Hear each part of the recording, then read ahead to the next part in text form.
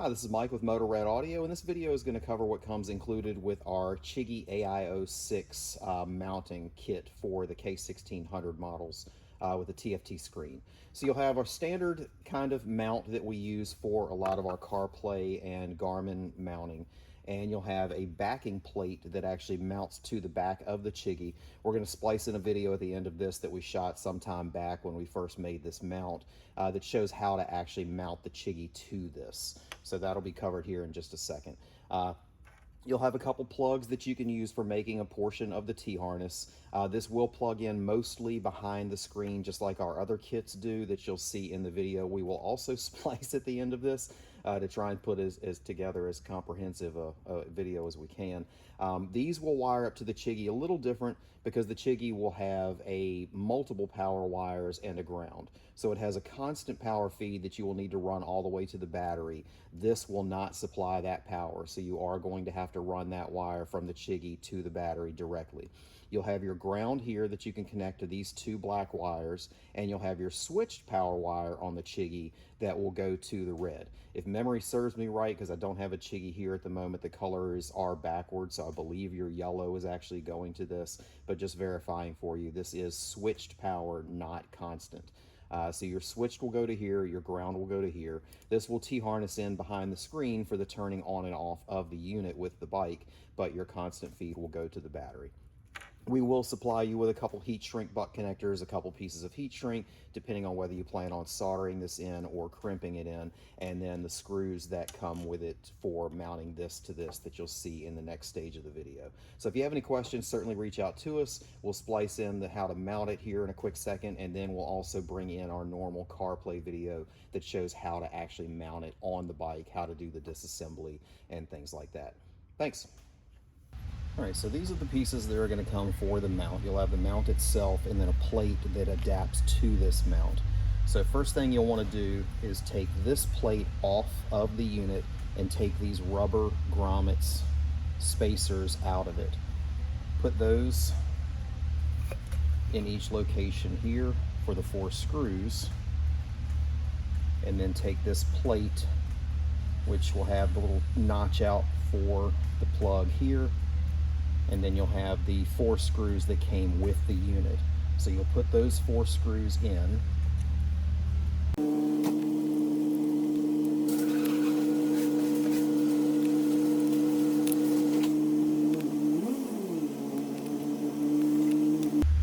So you got that mounted on there. You're going to take the top of it, put it into the top of our mount, and then swing the bottom down, and you'll have 2 holes here that you put these 1/2-inch screws into.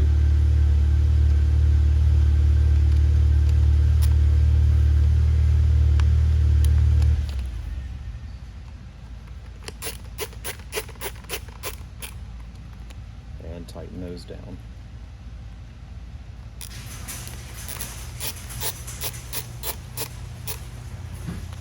Then you would follow the instructions for the rest of our videos as far as mounting this to the bike itself, pulling the tape and centering that up and all.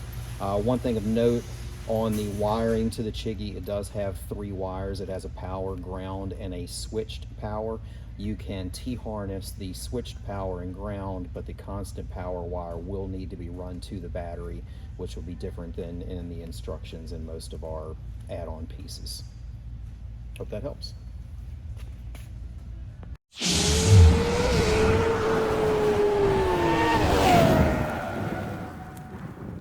Hi, I'm Mike with Motorrad Audio, and this video is going to cover installation of our Apple CarPlay Android Auto device that also includes front and rear DVR cameras. It's going to be for the K1600s with the TFT screen specifically.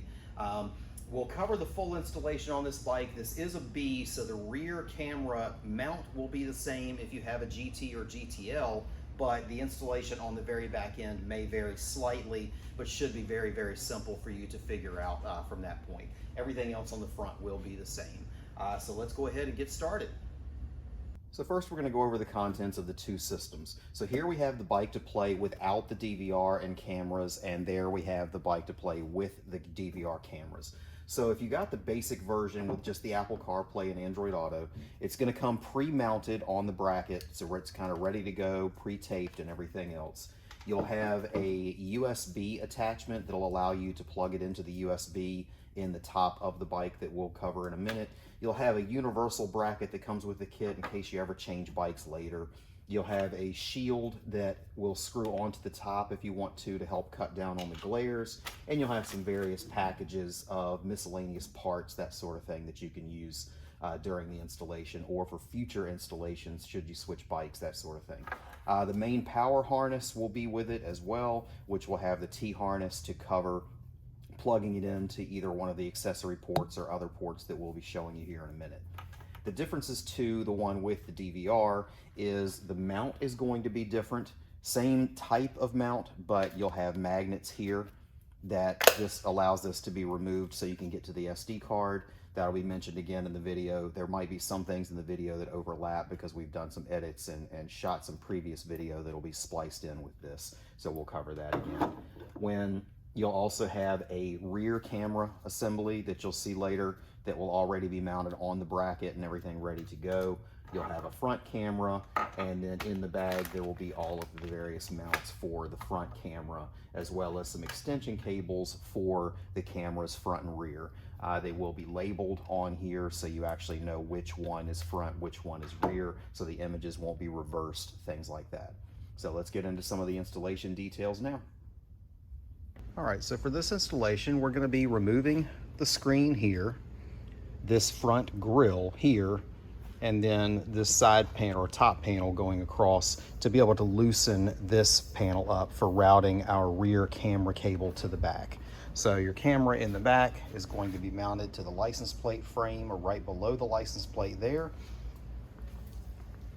Your screen is going to be right here, and your front camera is going to be tucked right up in here. So we do have each of those temporarily or stuck on there, but the cables have not been run yet to kind of show the rest of the details to that.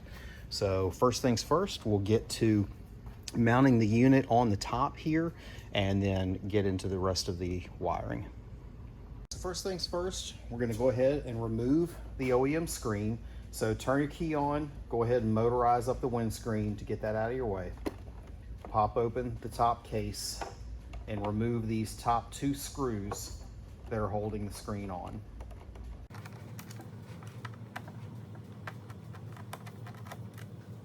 Once you have those two removed, the screen does pop off very easily. Just pull it forward and you'll have two plugs that are underneath here. One small one, which just pulls right out, and then one larger one with a squeeze tab on each side of it that takes a little more effort to get loose.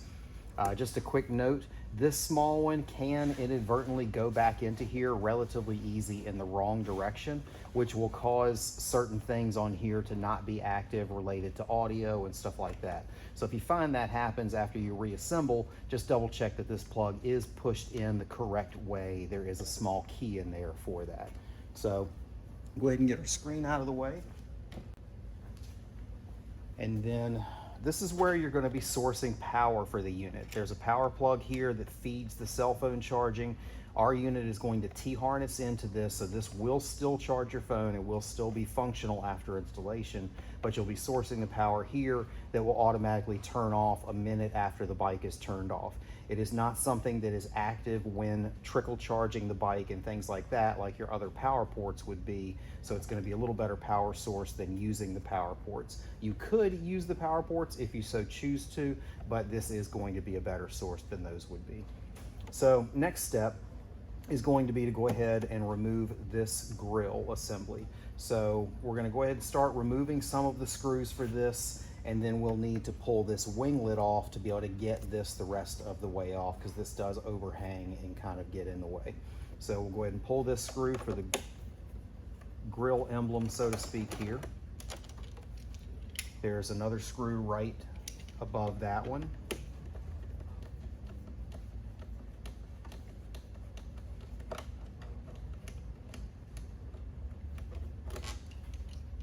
And the one screw right here in this top corner.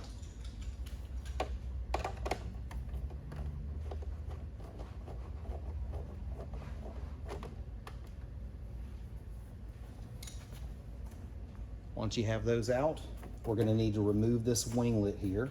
If you look in from the front, there's going to be one screw right here that puts tension on this to hold it in place. So we'll go ahead and put our Torx up in there.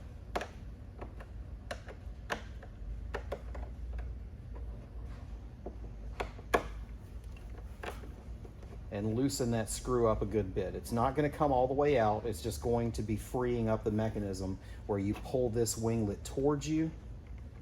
And as long as you've taken that screw out enough,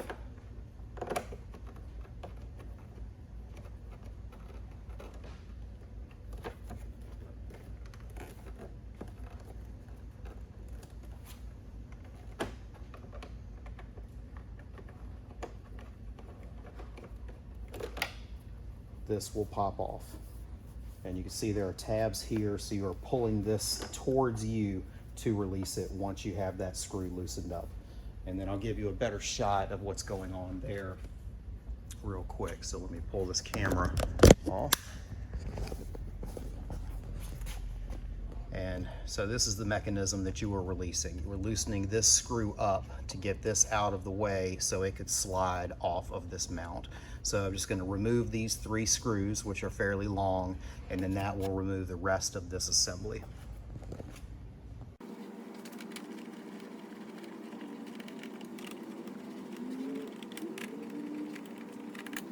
So now that we have the winglet off, there will be a small triangular cap that's down in here. You can pull this wing out of the way to give yourself a little bit more room and remove that one screw. This is a long one as well. Once you have that screw out, this will come all the way out. You'll see I just leave the screw in there since this one is quite different than the rest of the screws for reapplying that back later. Now that we have that one out, there's going to be one more screw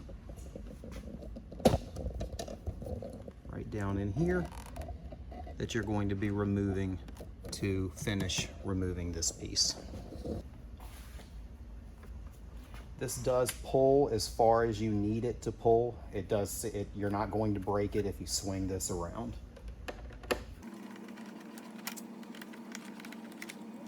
Now that we have that screw out, you're simply going to pull out on this grill. There's multiple snaps that hold it in place and remove it out. So for the front camera, this is the end of the disassembly that you would need to do because that cable will route through the way that we're going to show you here in a second. If you're also doing the rear camera, then you will need to remove this plastic piece here, which will be a screw right here near the triple tree, and then one more screw down here on this front, and then that will pull that way to remove.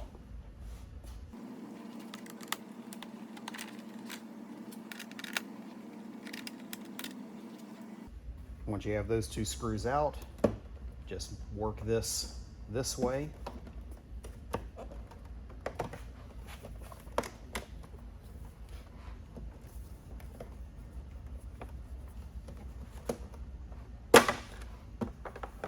And release. This has the FM antenna on it, so you'll just squeeze the tab here to unplug your antenna and be able to set this to the side. Okay, so the next step is going to be running our front camera cable. I did find that removing the speaker pod is going to be necessary to actually be able to show you the wire route that we're using. And then I'm also going to tape a yellow wire to this to be able to visually see it better going down through this hole, because getting the camera in there is kind of difficult to do while also pointing things out. So I'm going to go ahead and get my camera remounted. What you're seeing here is going to maybe be a little bit different. If you have the OEM pod, you'll have 3 screws that will remove that pod. Ours already had our 6.5-inch upgrade, so I went ahead and removed the one screw that locks that in and then releases it from the hole. So let me get my camera remounted and I'll give you some details here. Okay, so for ease of wire routing, you'll want to take one of the wire ties that was included and take this end of your camera extension, the one that does not have the little screw down part of it. This is going to be the end that's going towards your camera. So you'll want to tape that to your wire tie to be able to fish that through. So I'll get that taped up here real quick and then I'll be right back. Okay, so I'm back with our cable taped to our wire tie, and I've got this yellow lead again to be able to show you the finished product. So I'm going to go ahead and fish that down through here.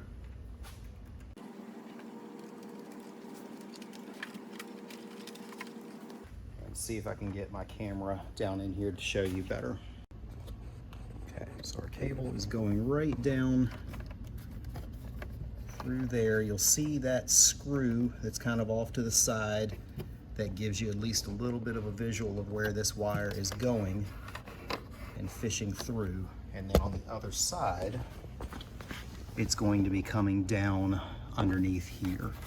So you'll just be able to pull that wire through to get enough length to work with, and then we'll go ahead and actually loop it up through the bottom here and connect it to the camera itself, and then pull the extra back through to the other side so we can wire tie it up in there.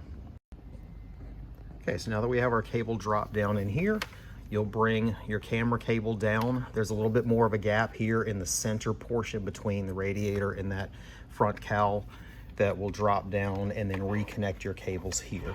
Once you've connected those, we're going to back feed them. There's not much to tie to underneath here. You could certainly use a wire tie pad if you want to and stick it right here to tie to. What I'm going to do is actually pull this up backwards through the hole and then tie it on the other side where there are some other things to tie to. So I'm going to connect those together real quick and then show you where to wire tie that. Okay, so our wires are now connected. One side note while I'm here, when you are applying this standard camera mount in the front, definitely make sure you wipe that down with some alcohol or something just to make sure you get a good adhesion. Once it's on there, it's on there. You're not really gonna have to worry about it coming off, but you definitely don't wanna stick that on dirty plastic. So what you'll wanna do now is feed that cable back through this hole. You'll probably need both hands because at the other end, the bigger connector is going to snag on things. So once you've pulled that the rest of the way through and you've got a decent amount of tension at the camera so you don't have to worry about a sagging cable, just wire tie it right here where this factory wire tie is. So you'll bring this up. That'll actually hold that in place and keep some tension on the cable so it doesn't droop on you. And then keep in mind, as you're putting your speaker back in here, you are going to be a bit cramped for space. So you'll want to tie your excess cable, once we get through the rest of the steps here, down into this cavity behind the speaker, especially if you've done the 6.5-inch upgrade. There's not really a lot of free space going on here. So that's a good place to tuck your excess cable and kind of tie it to this, just keeping it on the underside of that section. So now we're going to move from the front camera to the rear camera, which is going to follow this factory path along through the top here and to the back of the bike. So what we're going to need to do is take the seat off and then remove this screw here, and then there's a couple screws down here that I'll show you once the seat is taken off. So let me get my camera mounted up real quick and we'll get into that. Okay, so we have our wire bundled up and wire tied down here. Again, keep this tucked back as far as you can if you have the larger speakers, because you need every ounce of space in here.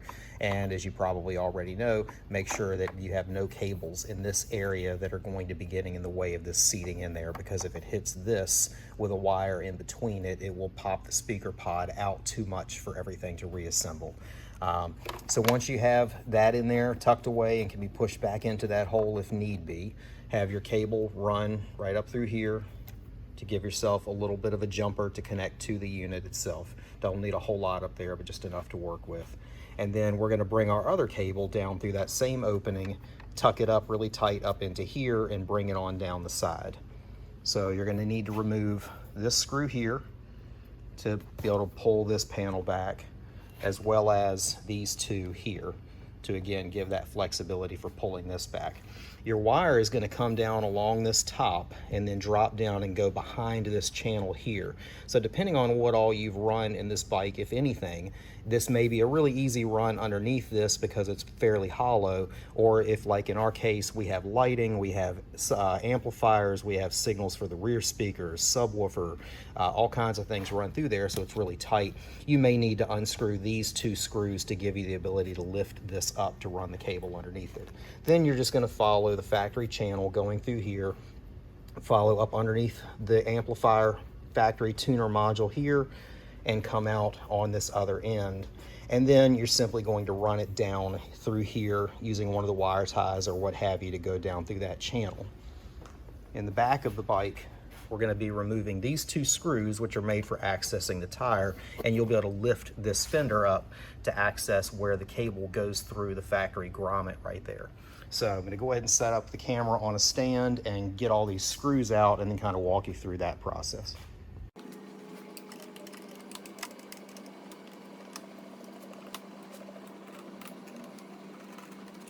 The screw that goes in this outside one is definitely a much longer screw, so you do need to keep track of that to go back in there. So once you have those three out, you're able to pop this up and kind of separate it from the center. And that's going to give you the basics of your wire path that's going up the side here. There'll be a couple different harnesses that are in here that you can tie to as far as your wire ties go as you're bringing it along this path. And then when you get to this area here, you can either tuck it underneath this that will hold the wire in place when you snap these prongs back down, or you can use one or two of the wire tie mounts that we included in the package to double stick those right here and wire tie those cables. So again, depending on how many cables you have on that wire path will dictate which route you'll be able to go. So you'll want to grab your cable. And just like the other one, you're going to have your end with the little screw cap on it is going to be here at the unit itself. So you're going to be fishing this particular end without that screw cap through here.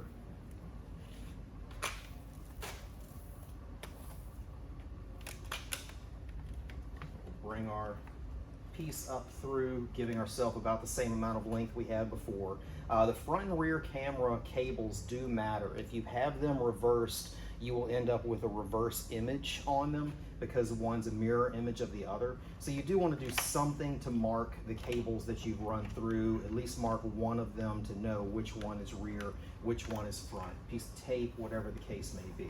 So I'm going to grab a piece of blue tape, throw that on there just to mark it for myself. Okay, so throw a little piece of blue tape on my rear camera cable just so I know which one's which. And I'm going to go ahead and drop that down through that path that I discussed a little while ago. Bringing it behind this little wire holder tab that's on here.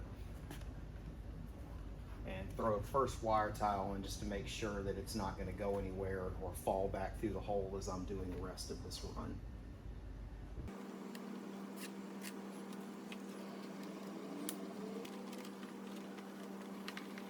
I would run underneath these wire harnesses that are plugged in right here.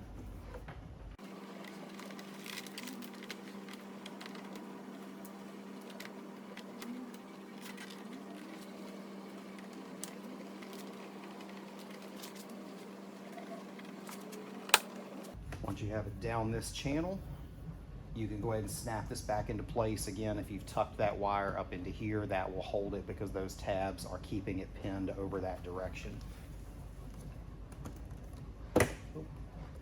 Pop it back open to bring it down to this lower position though.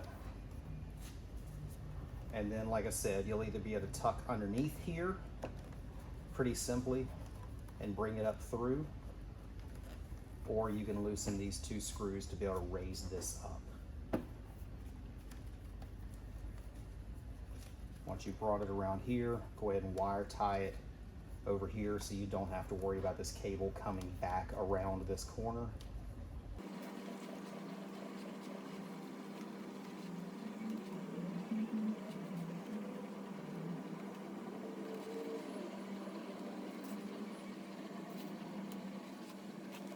And I'll reposition the camera real quick.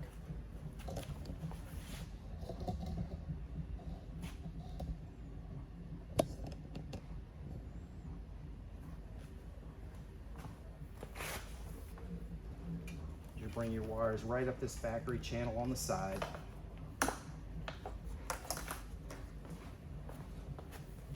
And again, there'll be a hollow spot going up underneath here. In our case, we have a lot of wires run through this, so I will need to likely loosen the screws up to hold this piece down.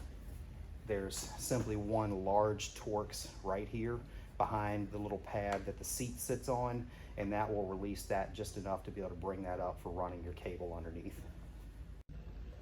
Okay, so what I did here is remove the T30 from each side that holds this bracket that goes above the tuner. There's one here and one there. This will free up and flip out of the way. This is the cable for releasing your seat, so obviously make sure that stays connected. But that gives you a wire path to go along with the rest of these wires and come up through here to get towards the back. And then we'll just put that bracket back down real quick. Okay, so we have this mounted back down with the screws going through it. You'll do just like before and attach a wire tie to the end of your wire. And it's a pretty easy fish right down in this back corner after you've removed these two screws that I mentioned earlier. And you'll just be able to fish your wire tie down to get down to the lower portion down here.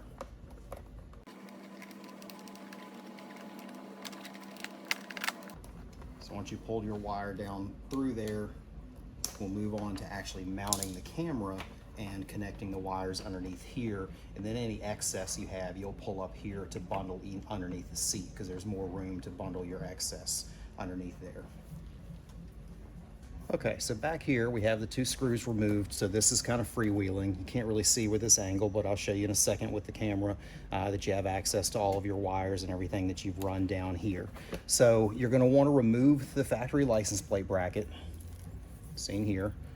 So this comes off.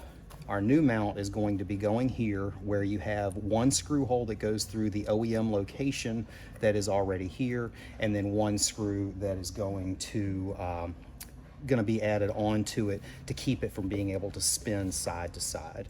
So first things first, you want to push your rubber grommet out here, and on the other side, go ahead and feed your camera cable through the rubber grommet. You'll probably have to put a little slit in it or something along those lines with a razor blade to push that through to be able to feed that camera through there. So once you've done that, you'll basically reapply your mount for the license plate. And let's pull a little cable through here. And this mount, goes right behind here. But first, we'll take our screw with a washer for the bottom one here. Push that through. And snug that down. And then go ahead and put a couple of the factory screws back in the top. Should be able to see the previous imprints of these screws to know exactly where it lines up.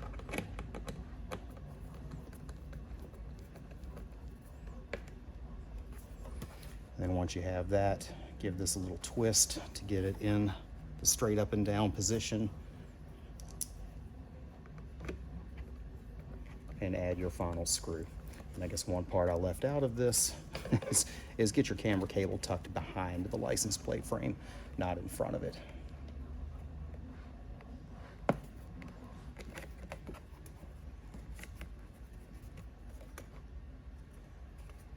So I'm going to go ahead and pull this top screw.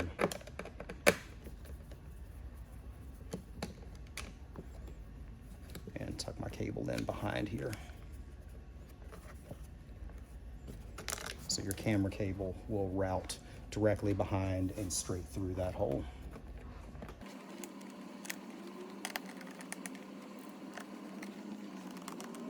And tighten that down. And snug up our Phillips head as well. And then you'll be able to reapply your license plate just like it was on there before. So underneath here, okay, so I wasn't able to use a camera stand for this part, but you'll see your grommet coming through. Obviously push that back into place and dock that in, and then run your wires along with the OEM wires that are coming from there. So whichever route your OEM cable takes, just follow that exact route. That way you still have the serviceability for the back tire here, and it doesn't get in the way of technicians. So if you're following the factory channel for the OEM light that's there, that's going to be the best route. We have a lot of different lighting, so there's a lot of stuff going on underneath here that you may not see. Once you've gotten that tied in as much of an OEM location as you can, you'll go ahead and then just feed that excess wire back up here and wire tie it off in a bundle just out of the way. And that's basically it for the back. So we'll get to the front and the mounting of the main unit here. Okay, so we're at the final stages of installation. This is where we're getting to actually installing the unit itself. So first things first, your power source is going to be right here. So this plug from the factory that sends signal up to the cell phone port, you're going to squeeze the tab and unplug that plug. You'll take your new cable with the T-harness on it, plug it right back in just like you did or unplugged it, and that's going to take care of your power source. So you're going to have a bunch of things going on underneath here. So you want your short pigtails for your cameras, and then you'll need to bundle up the excess of your power cable because you can't shorten it due to this power box that's there. So you'll want to bundle this up, probably leave the box portion a little bit separate so you have some room to maneuver that and move it around, and get this down to a reasonably short pigtail that you'll be working with for connecting your unit to. So this is all going to be going down into this tray pocket hole right here. You don't want it just floating around in there because the mechanism for the windshield and things along those lines are way up in here if you were to get that far. But you'll be able to tuck this down in the hole with it wire tied and then tie it off to these cables here that are for the factory screen that will keep it from going way up in the hole out of the way. So grab some wire ties, bundle that up with a little bit of a pigtail, and I will get some of this stuff tucked out of the way so you can see a little bit better. Okay, so I have my wire tied up bundle tucked down in there. The wire bundle will house right down underneath this plate here, so that's not really going anywhere. This box having a little more weight and being plastic is the piece I would suggest going ahead and wire tying to your factory bundle. That'll just keep it from clacking around in there as you hit bumps, that sort of thing. And we have our 3 cables that'll be connected to the unit itself. And then obviously we still have our OEM plugs here free for when the screen goes back in. You just need to keep this piece clear for the screen snapping on, and these 2 slots down here free for that as well. So now the next step is going to be actually mounting our unit itself before starting the full reassembly. So what you'll want to do is go ahead and snap this back down, clean this off with some alcohol if you have it, just to get a nice clean surface for mounting this. Let me reposition my camera real quick. Okay, so the unit that you have will be one of 2 ways. It'll either be one that has the magnets for removal, or it'll be one that is a permanent mount that goes on here. So one thing to keep in mind, if you're doing the one that is magnetized and you want to be able to remove the unit, you are going to have to leave 16 inches of cable exposed behind the screen, kind of tucked in out of the way. So it's not the most convenient, but it is something that is an option. Most likely you're doing the permanent mount version, so you won't be able to take the screen off of the mount for this particular part. But you'll want to go ahead and just snap the screen on there loosely, sit on the bike, sit it straight up and down, and get your screen centered. This is something that's hard for me to do while videoing, of course, but do the best I can to get this in the middle visually to make sure everything is lined up properly. Once you've done that, go ahead and take a couple pieces of painter's tape, masking tape, whatever the case may be. Mark right at the edge of each side to give you something to line it up with. That way, when you put it on there with the tape, you kind of have one shot to go ahead and get this stuck properly.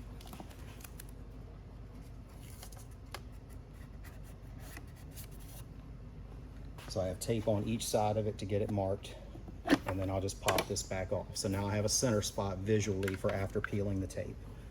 So go ahead and peel your 3M tape off that's on the mount.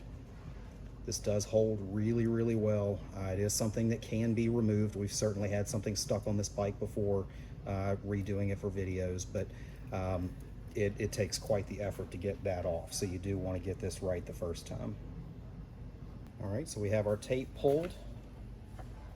Pop around here to the other side so I can see the center.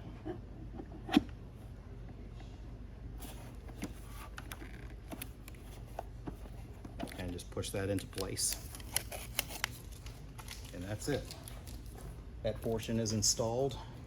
And now all we have left to do is reassemble these side panels we removed. And then we'll be obviously connecting these units.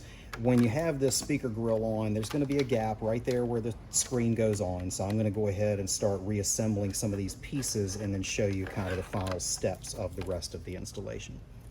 All right, so we have everything reassembled. I've gone ahead and connected my 3 cables here.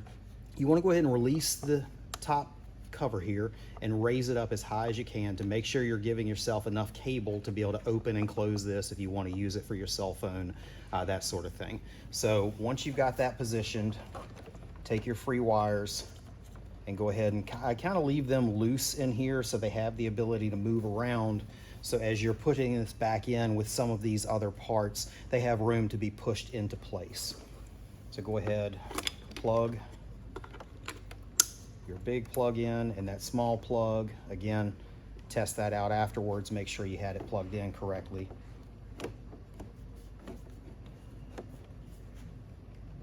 And go ahead and pull these wires over to the side for that little exit area and snap your screen back on. So now we have enough give in these wires to open this, but when you bring this down, they can tuck down in behind the screen visually so you don't really see those as much. And that's basically it. You'll probably need a right angle or a shorter Torx to get these two screws back in now that your screen is in the way, but that's gonna be it. And I'll lead on in the video now to just a basic overview of how to connect to the unit and how to use the unit in general. Okay, so this will be a quick overview of how to connect to our Apple CarPlay device and how to go through some of the functions on it. So first things first, obviously turn the bike on and the two systems will boot up. Your original OEM Bluetooth connections will all stay the same. So if you're connected to a helmet, connected to the bike, anything along those lines, you're still going to be pairing via Bluetooth to those just like you were before, but then you'll be adding this as an extra control piece, so to speak. So once the unit has booted up, you'll have your Apple CarPlay, Android Auto icons. If you did the version with the cameras, you're going to have your recorder camera option as well. If you did the one without the cameras, you'll have an Android Auto, CarPlay icons, and a setting icon. So the menu will be just a little bit more simple. If you want to make a connection to Android Auto or CarPlay, you just press CarPlay. That'll bring up this screen, which gives you an equipment name for the unit itself. You'll go to Bluetooth on your phone and find that name under your Bluetooth connections and connect to that, which will initiate the wireless CarPlay connection. You'll just walk through those menus on your phone, and once you're connected, it'll automatically revert to CarPlay. So I'm going to go ahead and connect to this unit real quick, and then we'll be back with a quick overview of how to use it. Okay, so I went into the Bluetooth menu, found the bike to play unit, hit connect, which then prompted me to connect with wireless CarPlay, which basically engages the Wi-Fi portion of it. So it's using Bluetooth and Wi-Fi both, so you do have to have those on your phone. It'll initiate a handshake with the Bluetooth to start the connection, and then it'll switch to Wi-Fi for the actual transmission of all this information. You'll notice here on the bike, we're still connected to our phone, just like we always were. If I use the Wonder Wheel and handlebar controls, go to media, everything there is still there. So you still have access to your music. You can still hit next song, things like that. You can pull up, what I have right now is Spotify. You can pull that up just like you would on any other CarPlay device, and you'll have that information on both screens. If you're using navigation like Waze or something along those lines, there's not going to be Wonder Wheel control for anything related to navigation. That is going to be directly controlled from the screen here, but uses all the normal Apple CarPlay, Android Auto mapping apps and things like that. One thing of note, you'll notice when I'm on the home screen, it has a light background. That is something that you're going to probably want it to be set to have better visibility in the day, because a white background is going to stand out more than a black background.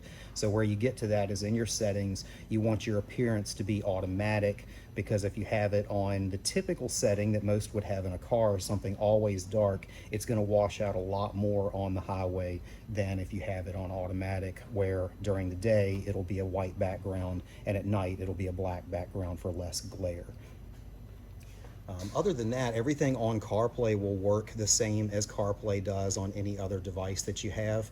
But again, you'll keep your audio connections going through the bike and or through a helmet if that's the route that you're using for your audio. Once you go through here, you can hit your home button on the DVR versions, and that'll bring up your home, your cameras, things like that. So we have front and rear camera on here. They still have little stickers on them, and one's pointing at a white wall, so you're not going to see a whole lot there. But you can toggle between the different cameras. You can change different sizes.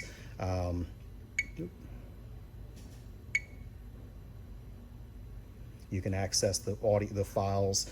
There is a micro SD card in the bottom of this, so you just pop this open and raise it up to take those screws out, or if you did the magnet version, just pop this off to access that SD card. Maximum size on that is 256, so you're going to have a maximum size of that. We have been told that there's better reliability on smaller gig cards, so you may want to keep a couple 64s. You certainly have the phone app that will allow you to access all of the video files, so you're not going to have to pull that card very often. You're certainly going to have access to that.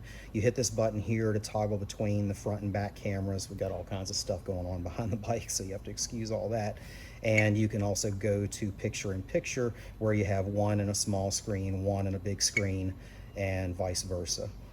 You can use this full time, so say you just wanted to put it on the reverse camera and actually have the stuff that's behind you.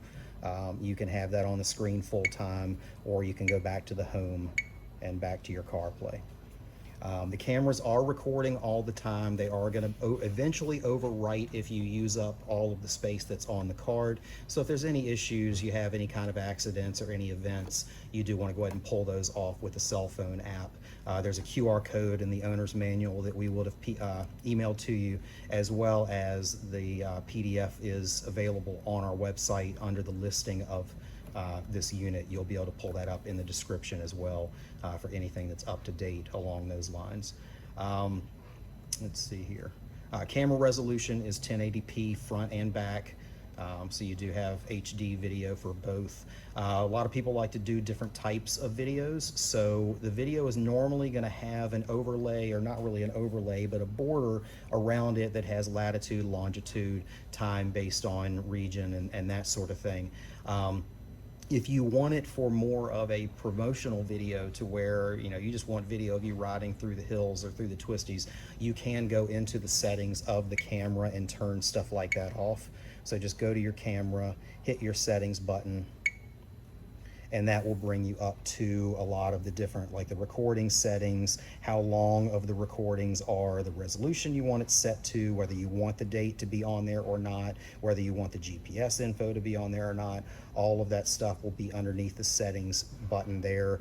G-sensor, which is going to be something that saves as like an impact in case it thinks you've been in an accident, something along those lines. And you can exit right back out of here. And again, hit your home button. When you go into settings here, this is going to be more general settings as far as whether you're on kilometers or miles per hour. The language, there's going to be quite a few different languages to choose from in here. So depending on what region you're in, you do have some options as far as that goes. You've got your settings for your time. You can do your volume of your buttons. You do have a reset or a format of SD card. If the SD card is giving you alerts that it's full and there's nothing you want to save, you can format that from here without having to pull that.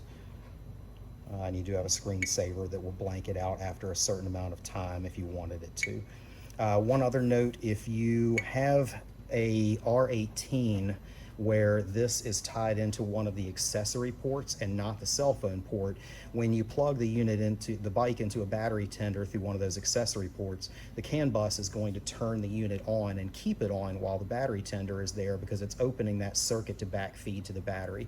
There is a power button right on the side of the unit. You just push and hold that button down to shut this down, so that way if you put it on a tender for the weekend or you put it on a tender for the winter or what have you, you can manually turn this off to have that not stay on the entire time. And if you are someone who occasionally wants to use the BMW Connected app, the Connected app and CarPlay and Android Auto all use Wi-Fi. The phone will generally default to Apple CarPlay or Android Auto for Wi-Fi, which will take the Wi-Fi connection from the Connected app. So you will not be able to use the Connected app at the same time as this for mapping. So if you want the Connected app to send the map to the screen, it has to be using Wi-Fi to do that, which means you're going to need to shut this off to actually access that. So say you're out in the middle of nowhere and you didn't plan ahead with having your maps downloaded to your phone and ready to go for a trip, you could go to the Connected presuming you've actually downloaded them to that as well, and be able to use that navigation if you prefer at the time. But just so you know, you will not be able to run navigation here and music via CarPlay or something here. You are going to have to choose one or the other. You can't run both at the same time. The other functions of the connected app will continue to work, but your navigation will simply be an arrow on the screen. It will not be able to give you the maps and things like that. I think that about sums up things when it comes to this. Certainly, if you have any questions that I haven't covered in it or have any difficulty during connections, definitely let us know or contact ZZ2. Between the two of us, we both have tech support that's available just about at any time. And again, if you have any other questions, just definitely let us know. Thanks.